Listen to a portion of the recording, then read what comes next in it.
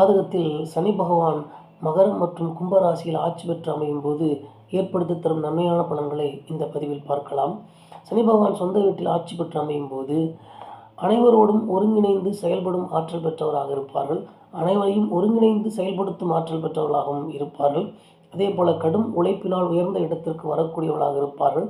எந்த ஒரு சொத்து சேர்க்கை செய்தாலும், வருமானம் ஏற்படுத்தி கொண்டாலும் அதை நிலையானதாக ஸ்திரமானதாக அமைத்துக் கொள்வார்கள். நிலையான வீடு, வாசல், வண்டி, வாகனம் என எதையும் ஒரு நிலையான அமைப்போடு ஏற்படுத்தி கொள்ள வேண்டும் என்று நினைப்பார்கள்.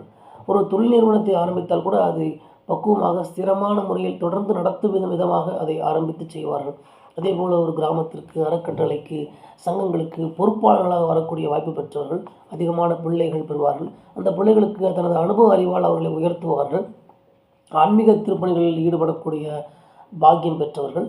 அதே போல் ஆள்பலமும் செல்வாக்கும் போக போக உயர்த்தி கொண்டு